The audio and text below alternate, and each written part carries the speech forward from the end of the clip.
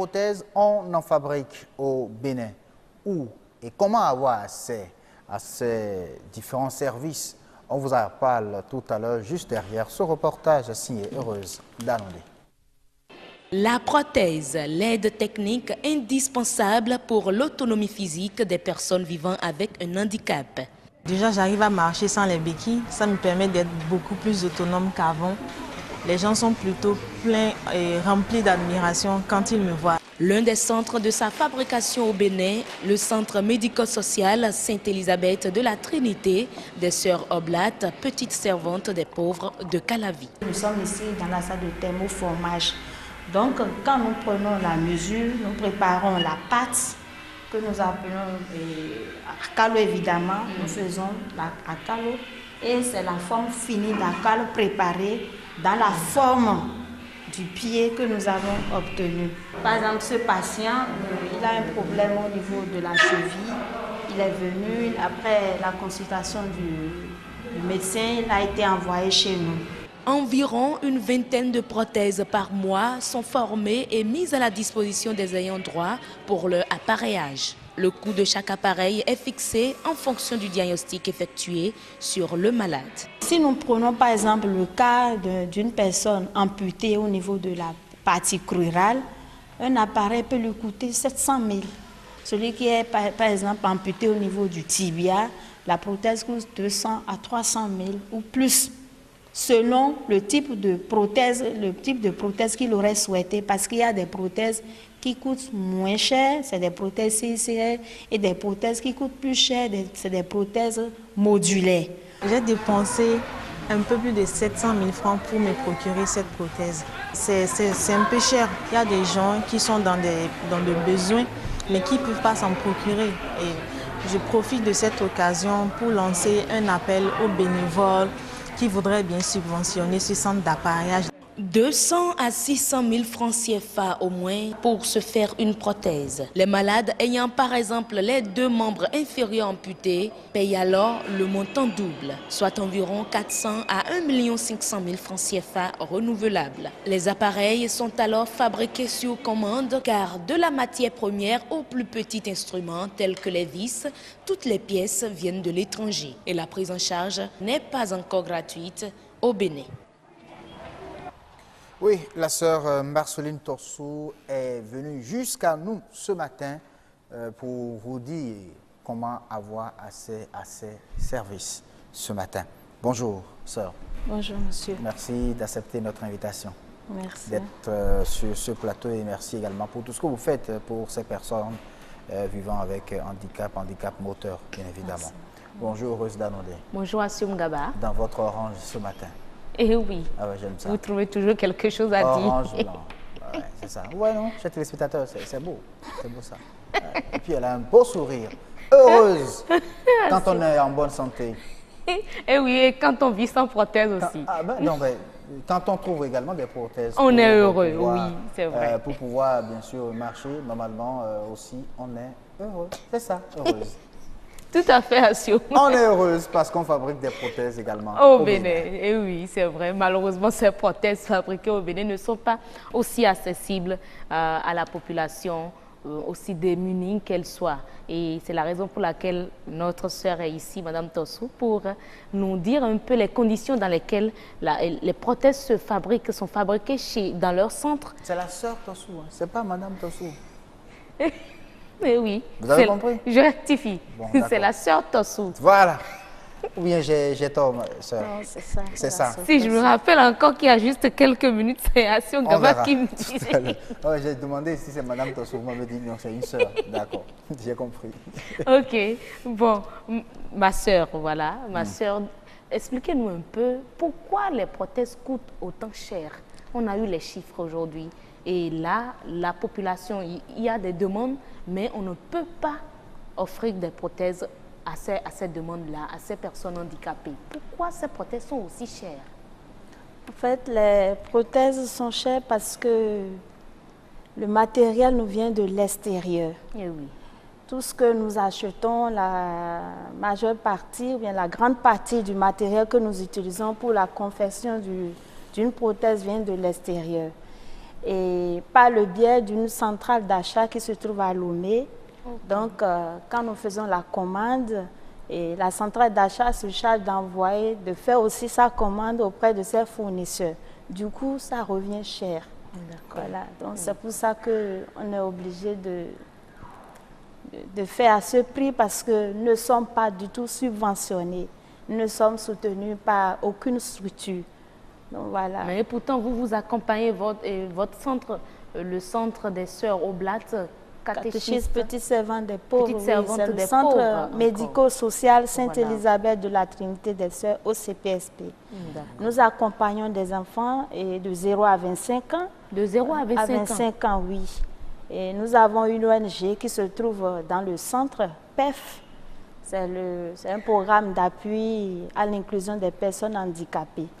Mais tous ceux qui ont de 25 et plus, donc, voilà, on n'a pas... Pourquoi vous avez centré vos actions sur les enfants, les personnes Parce de 0 à 25 ans? En fait, nous n'avons pas assez de moyens. C'est de nous-mêmes, de nos propres fonds. Donc, ce qui fait qu'on est obligé de limiter. Sinon, on ne pourra pas répondre à tous les besoins de la population. Mais sœur, quand vous parlez de vos propres fonds, ces fonds-là viennent d'où? C'est le centre même. Le centre même, ce que nous produisons. Parce que ce n'est pas que le service d'appareillage qui intervient dans ce centre. Nous avons plusieurs services. Oui, on aura même la sœur qui s'occupe de l'orthophonie. L'orthophonie, voilà, et d'autres services. Voilà. Donc, ce sont ces services-là, le coût de vos prestations, ce que vous retrouvez, vous arrivez à collecter à travers donc, vos différents services, vos différents soins qui vous permettent de fabriquer donc, des prothèses et que vous mettez à la disposition des personnes vivant avec handicap âgées de 0 à 25 ans. Oui. Est-ce qu'il y a des conditions pour bénéficier de ce service-là? Oui, il faudrait que ces personnes viennent des couches défavorisées. S'ils n'ont pas les moyens, ils donnent quand même une contribution. Ne serait-ce que 50 000 au moins ou plus selon. De toute façon, tout est étudié. 50 000 au moins en fonction de la prothèse? Non, pas en fonction de leurs moyens. Ils doivent nécessairement donner une participation. Sinon, nous avons remarqué que ces patients qui nous viennent, quand on leur fait l'appareil gratuitement, ils ne savent pas ce que ça vaut. Ils ne comprennent pas, alors ils n'utilisent pas bien. Alors qu'il y a d'autres personnes qui sont dans le besoin. Donc, du coup, on insiste à ce qu'ils donnent au moins une participation. Voilà. D'accord. Mais est-ce que selon vous êtes à Abomey-Calavi, est-ce que le besoin se fait sentir rien qu'à Abomey-Calavi là? Oui, parce que il n'y a pas longtemps, nous avons organisé des journées portes ouvertes. Oui. Nous sommes allés dans certaines localités. Nous avons compris qu'il y a trop de besoins. Et ceux qui sont venus pendant ces journées portes ouvertes, bon, ça a été une occasion pour nous de découvrir que nous sommes dans un environnement qui a vraiment besoin d'être soutenu. Donc, ils sont très nombreux. Au XXIe siècle encore, il y a des enfants qui sont cachés dans les maisons. Oui, nous avons découvert qu'il y a des enfants qui sont même cachés dans l'arrière-cour de la maison des parents. Ils sont même dans des cages. Donc, ces enfants, dans des cages, hein? Oui, dans des cages. Ces enfants sont maltraités. Parce qu'ils sont handicapés? Handicapés, ils ne sont pas considérés. Parce qu'on se dit que c'est des enfants qui n'ont pas besoin, qui ne doivent pas vivre, qui sont une grosse charge pour les parents. Du coup, ils sont cachés. Mais quand vous allez dans la maison, si vous ne discutez pas avec ceux qui sont autour d'eux, vous n'allez pas du tout savoir qu'il y a même des enfants qui attendent, qui sont dans le besoin. Donc voilà. Donc vous récupérez ces enfants-là? Nous récupérons ces enfants, nous parlons avec ses parents, nous discutons avec les parents, ils disent bon, ils n'ont pas les moyens. Et quelquefois, même s'ils ont les moyens, ils disent ils n'ont pas. En tout cas, il y a aussi le manque de volonté. C'est une honte pour eux. Alors on essaie quand même de rendre visite à ses parents, d'échanger avec eux et de leur faire comprendre que ces enfants, malgré leur handicap, ont besoin de vivre, quoi. Donc c'est comme ça, on procède petitement, ils viennent, on essaie de leur donner les soins qu'il faut. D'accord. Et encore qu'avec les prothèses, ces enfants peuvent facilement s'intégrer à la vie active, à la vie sociale dans leur communauté. Oui. En fait, je voudrais aussi vous faire comprendre que nous ne confectionnons pas que des prothèses. Nous avons différents types d'appareils que nous confectionnons. Les orthèses aussi. Voilà, les orthèses, voilà. Donc, en fait, tous les enfants qui nous viennent, ils viennent avec un certain handicap. Il y a des enfants qui ont les pieds bovarus, les pieds bovalgus, les genoux en O, qu'on appelle les genoux valgum. Il y a les genoux en X. Ouais. Il y a des enfants qui viennent avec comment on appelle, des amputés qui nous viennent aussi. Il y a les personnes qui naissent sans une partie de leurs membres. C'est les malformations congénitales. Il y a d'autres qui viennent avec les paralysies, qui sont atteints c'est des séquelles de polio. Oui, au cours du tournage, on a pu constater un petit garçon sans les deux membres inférieurs ni les deux membres supérieurs. Voilà. Oui, alors, mais quelle est la qualité de ces prothèses quand on doit les comparer, par exemple, à ces prothèses-là qui nous viennent de l'Hexagone, par exemple? Est-ce que on peut dire que ces prothèses sont de même qualité? Non. En fait, nous avons différents types de prothèses. Très bien. Nous avons des prothèses CICR et des prothèses modulaires. Ouais. Et la qualité diffère parce qu'il y a différentes sociétés qui confectionnent le matériel qui entre dans la confection de la prothèse. Donc du coup, quand nous prenons par exemple une prothèse CICR, elle est moins coûteuse qu'une prothèse modulaire. Les prothèses CICR, comment est-ce que cela se présente? C'est le cas de ce que la tata a porté. Tata qu'on a montré, voilà. Vous voyez, sans faire. Il y a le tube, il y a le genou. Allez encore un peu en arrière. Non, les différentes prothèses que vous avez montrées, descendez encore un peu. On descend, descendez, voilà. Et la prothèse sur laquelle on a écrit quelque chose là.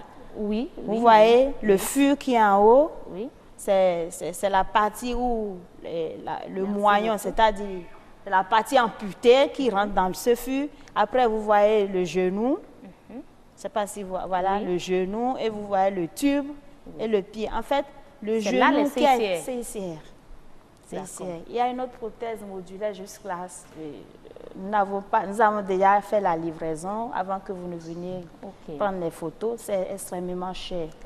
Voilà. Donc, les composants utilisés sont plus chers.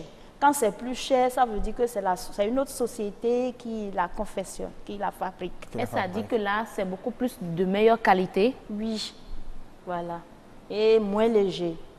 Donc les intrants viennent de l'Hexagone, vous les associez ici? Nous les associons, mais nous confectionnons d'autres choses. Par exemple, le fût que vous aviez vu, c'est nous qui avons confectionné. Allez de l'autre côté, la prothèse finie. Oui. Quand vous prenez la prothèse finie, c'est nous-mêmes qui l'avons confectionnée. Parce que, vous voyez, il y a le genou, à partir du genou jusqu'au pied. Oui. Nous prenons la forme d'un patient. Oui. Nous travaillons beaucoup. Et suivant une mesure, la mesure du patient donné, nous travaillons beaucoup. Voilà les exemples que vous voyez. Et nous obtenons une forme qui correspond aux membres et le membre sain. Nous appelons le membre sain le membre qui existe, du patient, quoi. C'est comme ça que nous... Et tout ça vous prend combien de temps pour la fabrication de ces... En fait, si nous comptons tout ça en 2 semaines, la prothèse, oui, en 2 semaines, parce que quand le patient vient, nous prenons les mesures. Et après les mesures, on lui demande de partir ou bien on lui demande de continuer avec la rééducation selon que la manière dont, quand on constate que le moignon manque de tonicité, donc il faut renforcer le moignon. Alors pendant son temps de rééducation, nous serons en train de confectionner l'appareil. Après ça, nous l'envoyons, il vient et il passe à l'essayage et nous l'envoyons maintenant au service de la kinésithérapie qui s'occupe de l'école de marche. On lui apprend maintenant à marcher avec la prothèse non finie, telle que vous aviez vue.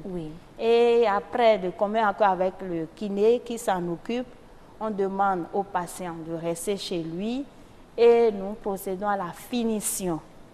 Après ça, nous l'invitons, il revient reporter encore l'appareil et s'il est à l'aise dedans, maintenant nous livrons l'appareil. Mais pourquoi tout ce processus-là? Parce que, en fait, il a déjà perdu l'habitude de la marche. Il n'a plus un membre. Donc, il faut lui faire comprendre qu'il a un autre membre.